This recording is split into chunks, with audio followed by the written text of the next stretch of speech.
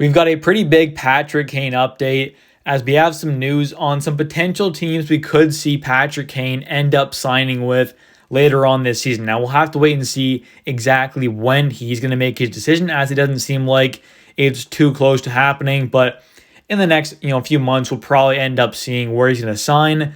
Obviously, coming off the hip surgery, things will hopefully, for his sake, be a lot better than last year. Although he didn't have an awful season points-wise, with the Chicago Blackhawks at 54 games played, 16 goals, 29 assists for 45 points, was a -23, but Chicago obviously was not very good. And then with the Rangers, after being traded at the deadline or around there, ended up having 19 games played with the Rangers, 5 goals, 7 assists for 12 points. Nothing amazing, but definitely not too bad.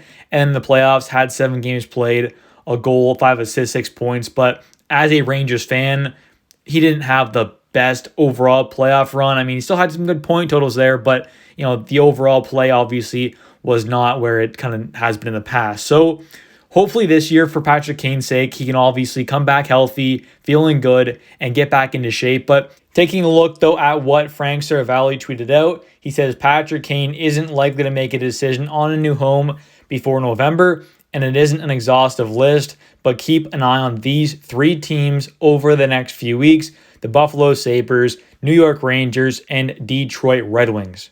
There definitely is a few other teams that we could see, as kind of, Kevin Weeks did kind of mention potentially Colorado or Tampa. And for me personally, I think the more likely scenario for a guy like Patrick Kane is to go sign with a contender, although he could opt to go for a team like the Red Wings or Buffalo, who could probably offer him a bit more money than a team like the Rangers or Tampa or Colorado, who could pretty much only offer him a pretty much near league minimum offer. So it depends on, does he want a bit more money and be on a potential playoff team, or does he want to be on a pretty much solidified playoff team but pretty much take the minimum? Because teams like Colorado, like I said, Tampa, Rangers, who he's kind of being rumored to go to potentially, they don't have the money to give him like a team like the Sabres or Red Wings potentially could. So there's obviously that, but how much does winning really weigh on his decision here? We'll have to wait and see. And does he want a 2 or 3 year deal? I think the Red Wings maybe would opt to go for a bit of a longer term deal, give him a couple year deal, unlike the Rangers, Tampa, or Colorado would probably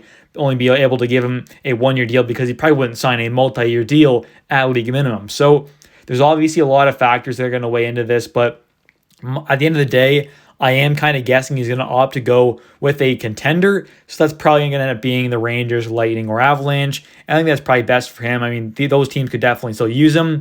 Obviously, the Rangers added in Blake Wheeler on that third line on a very cheap minimum contract. So, we'll see if he can really fit in there. And obviously, there is a question mark on how well he can fit in with a team like the Rangers.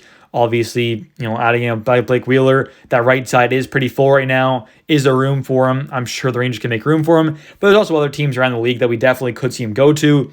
But as a Rangers fan, I would definitely be okay with seeing Patrick Kane back on the Rangers.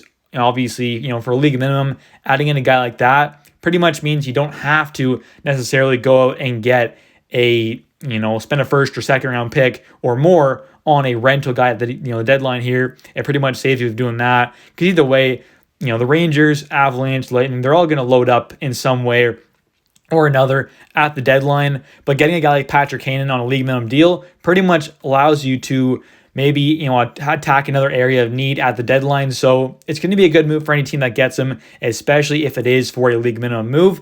And personally, I would definitely, though, like I said, love to see Patrick Kane back in a Rangers uniform. We know he's been great in the past. I mean, even in 2021, 2022, had a phenomenal year where he had 78 games played, 26 goals, 66 assists for 92 points. I mean, that is a phenomenal year.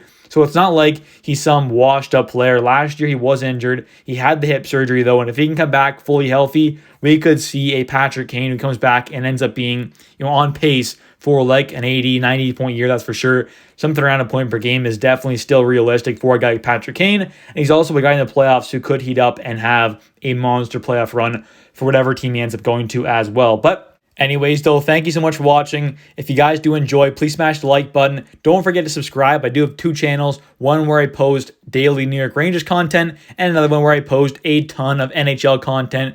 So check both those channels out. Thanks for watching, and don't forget to comment down below your guys' thoughts. Where do you think Patrick Kane will end up? Is it going to be a contender like the Rangers, Avalanche, or Lightning? Or do you think it's going to be a team like the Sabres or Red Wings who could offer him a bit more money? You could also still be a playoff team as well. Thanks for watching, and see ya.